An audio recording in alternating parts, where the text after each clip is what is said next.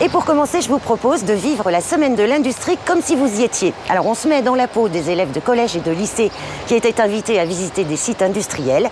Et on commence ici, chez Cycléa, où s'est tenue lundi 4 avril la conférence de presse de lancement. Top départ.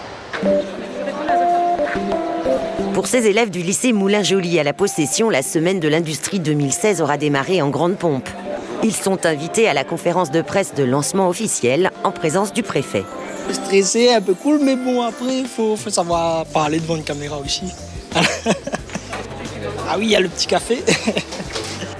Et surtout, il y a le préfet, il y a monsieur le maire de Saint-Paul aussi. Et c'est très bien, c'est important pour nous, quoi. Je vous souhaite la bienvenue sur notre... Les circonstances sont exceptionnelles et pourtant, c'est la visite de l'entreprise qui motive le plus les élèves de Bac Pro Transport. C'est un moyen aussi que ces formations sont un moyen de répondre aux besoins des entreprises. Mon stage va plutôt se passer chez un transitaire, mais il y a des compétences que je dois apprendre ici, genre l'expédition et le tri, et tout ce qui parle des déchets dans une entreprise, comment ça se passe et tout. Avec 37 embauches réalisées en 2015, Cycléa fait figure d'exemple en termes de création d'emplois. D'où le choix de cette entreprise pour le lancement de la semaine de l'industrie cette année. L'industrie, c'est de la recherche, c'est de l'innovation, c'est la création de richesses et c'est la création d'emplois. Et Cycléa était un peu emblématique de ce point de vue-là parce que c'est ce qu'on appelle l'économie circulaire, le traitement des déchets, la valorisation des déchets. C'est un sujet stratégique pour l'île, pour notre territoire. Dans la mesure où nous produisons beaucoup de déchets, il faut les traiter, on ne peut plus les enfouir, donc il faut les valoriser. Avoir une destination économique de ces déchets. Le tri des déchets issus des collectivités et des industries locales est la partie la plus visible de l'iceberg. Mais cette société d'économie mixte, détenue à 84% par des actionnaires publics, est surtout un acteur du négoce international de matières revalorisables. Nous essayons de créer des partenariats parce que nous sommes convaincus que l'économie circulaire ne tient pas sur notre seule petite île. Nous devons aujourd'hui accompagner des démarches, travailler avec d'autres faiseurs qui sont sur les îles voisines et pourquoi pas essayer de mutualiser les gisements parce que cette mutualisation de gisements nous permettra de créer des outils industriels qui soient réellement compétitifs, rentables pour créer la nouvelle matière première secondaire. Malheureusement aujourd'hui tout est exporté mais nous avons réellement cette volonté avec tous les partenaires qui répondront présent de créer et de structurer une filière de valorisation en local ou du moins dans l'océan Indien. Il y a beaucoup de choses à l'intérieur de l'usine qu'on ne connaissait pas et certainement sur les tris de déchets de plastique, de bouteilles et tout, et de papier. Chaque déchet a son alvéole et je trouve que c'est bien organisé. Ils nous ont bien expliqué. Quelques jours plus tard, des élèves de 3e du collège Jean Lafosse à Saint-Louis visitent la société Ovocop au port. Bonjour et bienvenue à Ovocop. On vous a présenté pour certains Ovocop lorsqu'on a fait le déplacement dans votre collège. Je reconnais certaines têtes, bien que maintenant, avec le masque, je ne reconnais plus grand monde. On est prêt? On est parti. 2 degrés. On y va.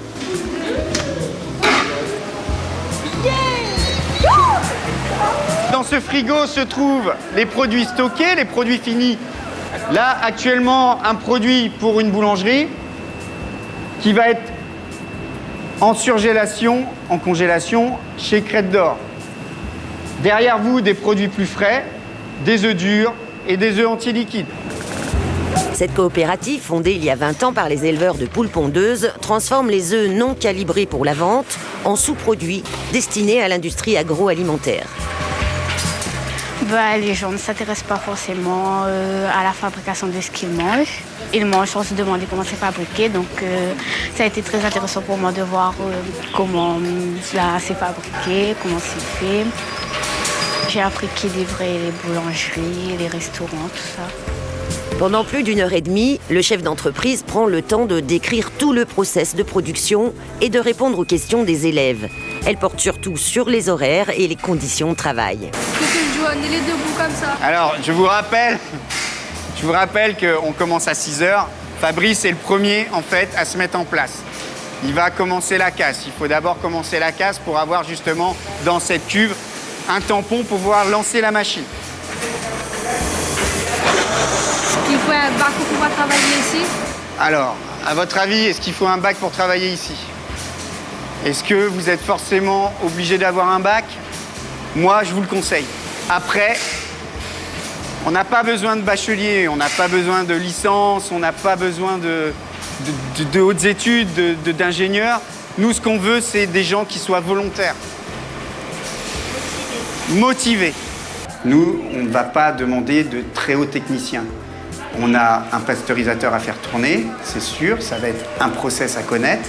Ça va être un conducteur d'installation. Là, actuellement, nous avons 2 BTS en agroalimentaire qui connaissent très bien le pasteurisateur, mais pas que ça. On en a d'autres qui ont moins de niveau d'études ou un peu plus de niveau d'études, qui arrivent aussi à faire fonctionner ce process. On va surtout donc demander des gens très motivés. Aider les jeunes à prendre conscience de la diversité des métiers et des industries locales pour les aider dans leur orientation, c'est l'objectif de ces rencontres sur le terrain. Ces visites, c'est nécessaire pour que ils quittent le collège avec un peu plus d'informations, un peu plus d'armes aussi pour entrer dans ce monde du travail parce qu'ils en ont peur. Et donc le fait de visiter, ça dédramatise un petit peu. Et nous, on est très demandeurs de ces visites. C'est essentiel, je pense, aujourd'hui. Cette année, un nouveau rendez-vous était proposé aux professeurs cette fois-ci. Le premier café de l'industrie a eu lieu au lycée Louis Payen à Saint-Paul. Je trouve que cette année, c'était une opportunité que le lycée Louis Payen ouvre ses portes aux industriels. Donc ce soir, nous avons 10 industriels présents et beaucoup d'enseignants qui voulaient assister à ce café industrie pour échanger, pour connaître les besoins des industriels et répondre à leurs besoins. Qu'est-ce que nos élèves peuvent faire demain? Quels sont les métiers innovants?